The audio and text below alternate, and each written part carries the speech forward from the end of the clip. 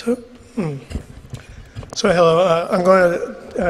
I would like to start off by first thanking the organizers for inviting me to give this talk. And I will be probably going slightly fast because it's a topic that probably some people don't have that much background with. But I will jump right into it to talk about the specific and unexpected mimicry that we discovered, and also the non-specific but expected immunostimulation that you would see with the adjuvant.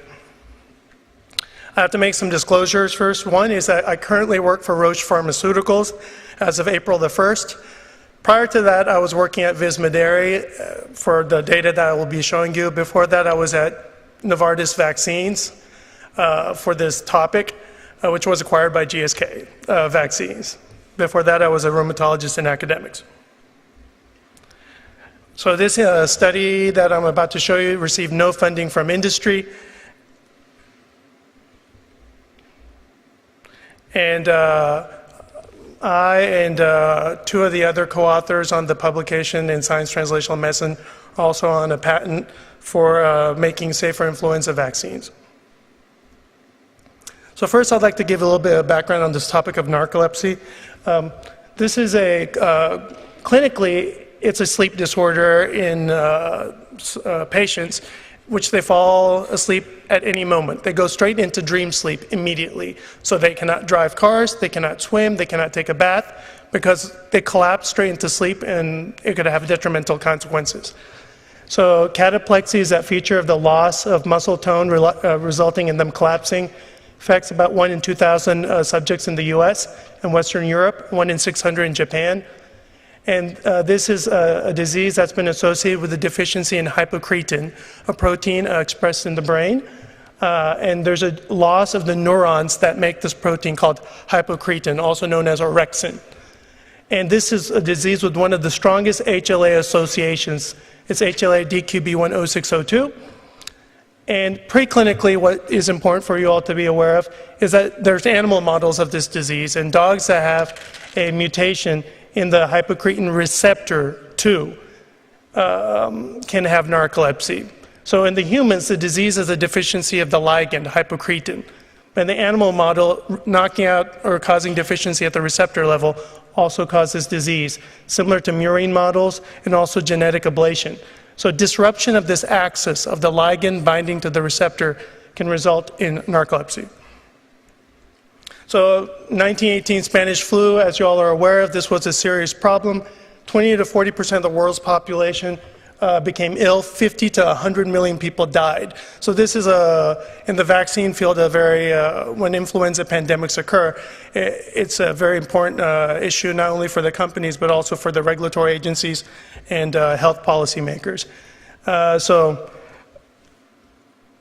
in 2009, when the global influenza pandemic was spreading throughout the world, in April the 26th, there was about 2 countries reporting 38 cases. And by May the 27th of 2009, you're already at 48 countries with 13,000 cases approximately. So it spread very quickly.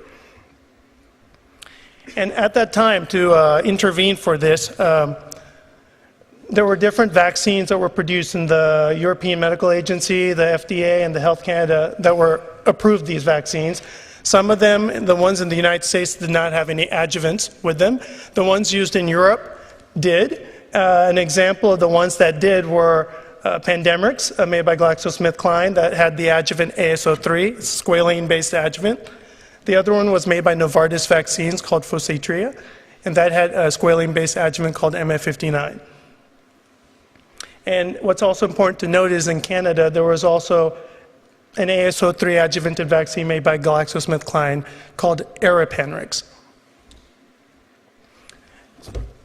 So the important point here is that 1 to 2 years after the vaccinations were given, about 30 million were given in Europe, and with Pandemrix, and with Focitria, the Novartis vaccine, there were about 6.5 million cases, doses administered, and about 25 million in Latin America.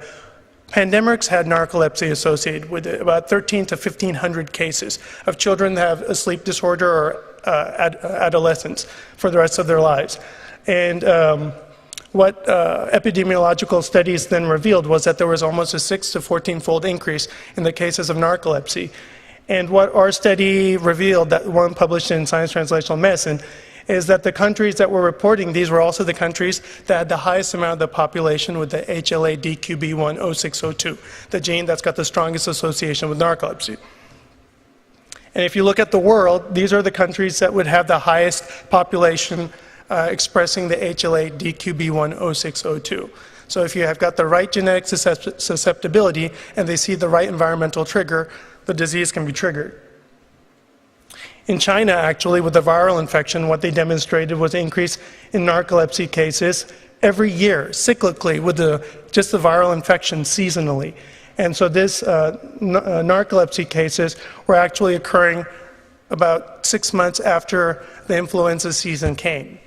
So this shows you that the antigen is important in the virus. And so our previous study demonstrated that maybe the difference between the Pandemrix vaccine and the Phocitria vaccine was how they were made. One's a split vaccine, that means you rupture the virus, and that's what after detergent purification, that's what goes inside the vaccine. So you see all the different components of the virus. In the Novartis vaccine, it's split, but then it's subunit purified to enrich it for hemagglutinin and neuraminidase.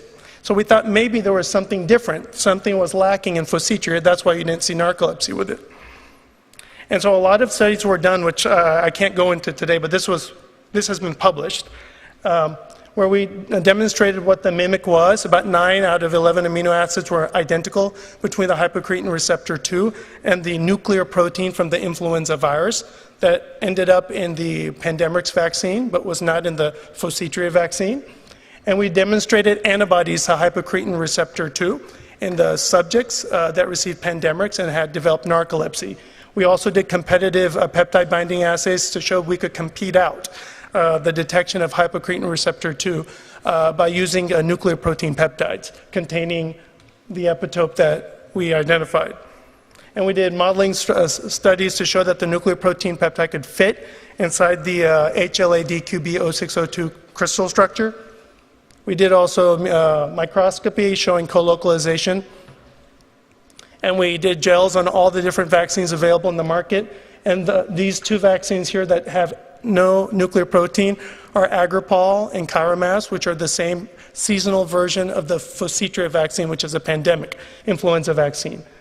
And we showed that by the subjects that were vaccinated with Phocitria, if you tried to measure nuclear protein antibodies in them, you could not, because there was not enough nuclear protein in that vaccine, Phocitria I'm talking about. I did not have access to Pandemrix vaccinated subjects. But the assumption would be is that they would have nuclear protein antibodies. And so the epitope that we identified is on the external surface of nuclear protein, indicated by orange. And the epitope that's mimicking is on the hypocretin receptor, happens to be a portion that's on the external part of the receptor. So both are easily available for cross-reactivity. And so this is a paper that was published in Science Translational Medicine. So during this time, there was also another paper talking about the potential for hemagglutinin to be a mimic, which we investigated using our tools.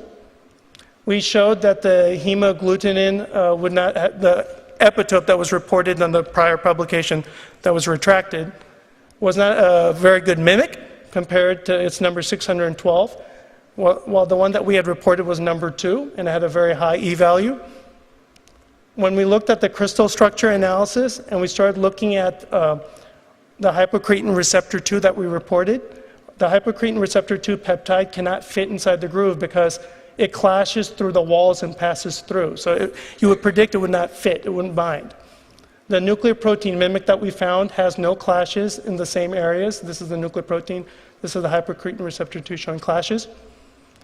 So if you looked at the hypocretin peptide, because the paper that was retracted was saying that the hypocretin resembled the hemagglutinin, there was clashing of the hemagglutinin peptide that they identified. And so then we did a binding study, and the binding study basically showed that the hemagglutinin epitope that was identified and published that was retracted was not a good binder, either by this in vitro assay by Promune. compared to our epitope that we identified, which had a higher binding. And we also expected stimulation by the adjuvants.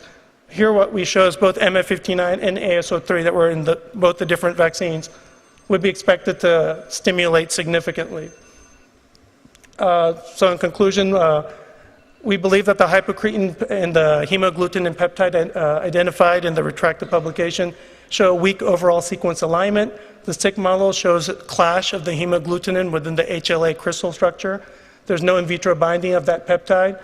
And the clinical trial data suggests that Pandemrix, the ASO3 would obviously expectedly boost the immune response to the antigen contained in that vaccine. And so the solution would be is to remove that epitope from those vaccines. And that's the paper. Thank you.